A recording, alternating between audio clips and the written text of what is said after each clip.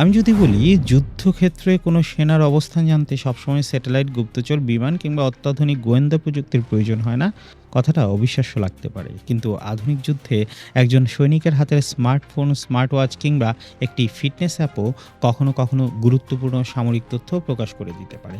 এর সবচেয়ে আলোচিত উদাহরণগুলোর একটি হচ্ছে স্ট্রাভা।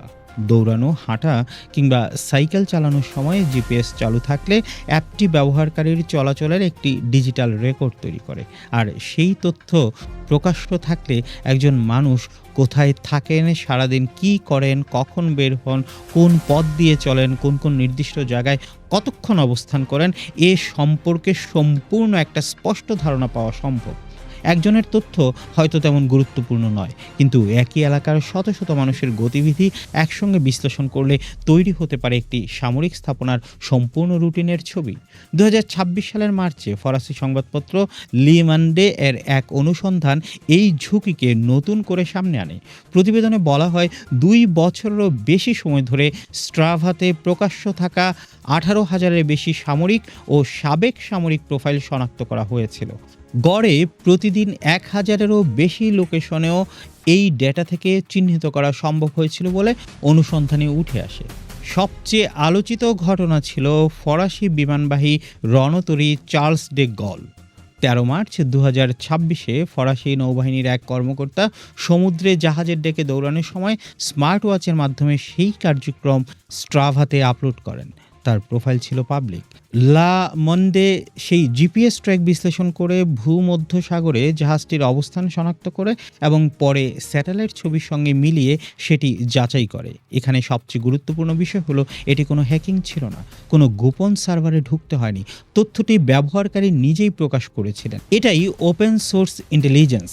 প্রকাশ্যে থাকা বিচ্ছিন্ন তথ্যকে একসঙ্গে বিশ্লেষণ করে এমন কিছু বের করে আনা যা তথ্য প্রকাশকারী ব্যক্তি হয়তো কখনোই প্রকাশ করতে চাননি। একজন সৈনিক হয়তো শুধু ৭ কিলোমিটার দৌড়ের রেকর্ড শেয়ার করেছেন, কিন্তু সেই তথ্যের সঙ্গে স্যাটেলাইট ছবি, সামাজিক যোগাযোগ মাধ্যমের পোস্ট, বিমান চলাচলের তথ্য কিংবা অন্য উন্মুক্ত ডেটা মিলিয়ে একজন বিশ্লেষক অনেক বড় একটি চিত্র তৈরি করতে পারেন। ধরেন একটি সামরিক ঘাঁটির ভেতর প্রতিদিন সকালে একই সময়ে বহু মানুষের দৌড়ানোর রুট দেখা যাচ্ছে।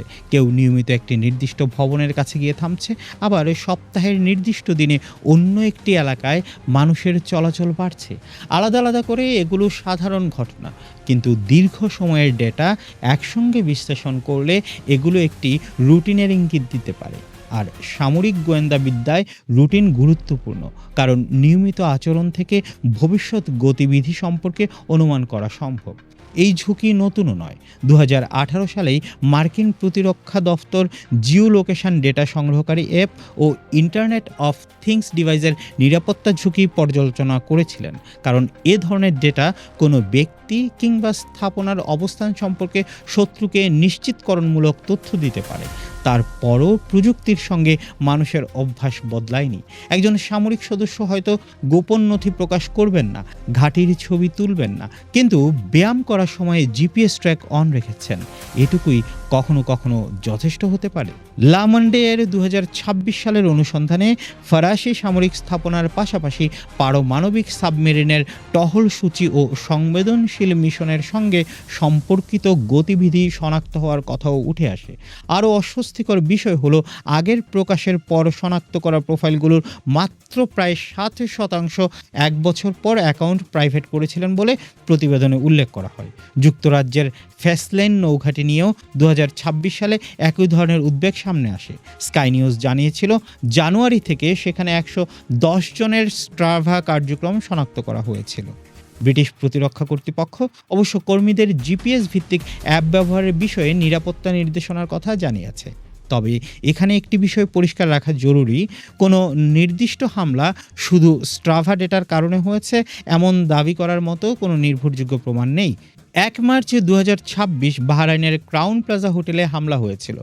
কিন্তু সেই হামলার লক্ষ্য নির্ধারণে কোনো নির্দিষ্ট সার্ভার ট্র্যাক ব্যবহার করা হয়েছিল এমন তথ্যকে নিশ্চিত সত্য হিসেবে বলা কঠিন হবে। একইভাবে মধ্যপ্রাচ্যের মার্কিন সামরিক স্থাপনাগুলোতে স্ট্রাভা ডেটা সরাসরি হামলার সিদ্ধান্তে ব্যবহৃত হয়েছিল কিনা সেটিও আলাদা প্রমাণের বিষয়। আসল ঝুঁকিটা অন্য জায়গায়। একটি ফিটনেস অ্যাপের তথ্য যখন স্যাটেলাইট ছবি, সামাজিক যোগাযোগ মাধ্যম, বিমান চলাচল কিংবা অন্যান্য গোয়েন্দা উৎসের সঙ্গে মিলে যায়, তখন কোনো অবস্থান সম্পর্কে বিশ্লেষকের আস্থা অনেক বেড়ে যেতে পারে।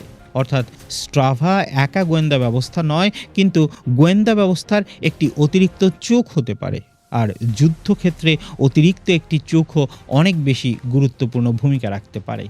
এই সমস্যা শুধু স্ট্রাভায়ের নয়, জিপিএস নির্ভর যে কোনো ফিটনেস অ্যাপ, স্মার্ট ওয়াচ কিংবা লোকেশন শেয়ারিং সার্ভিস একই ধরনের ঝুঁকি তৈরি করতে পারে। কারণ আজকের পৃথিবীতে আপনার ফোন শুধু যোগাযোগের যন্ত্র নয়, এটি আপনার চলাফেরারও একটি রেকর্ড তৈরি করে।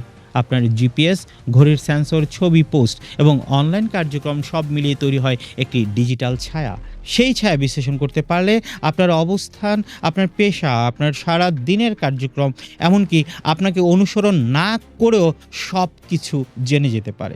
এই কারণেই স্ট্রাভায়ের ঘটনা শুধু একটি ফিটনেস অ্যাপের নিরাপত্তা সমস্যা নয়, এটি আধুনিক যুদ্ধের পরিবর্তিত বাস্তবতার প্রতীক।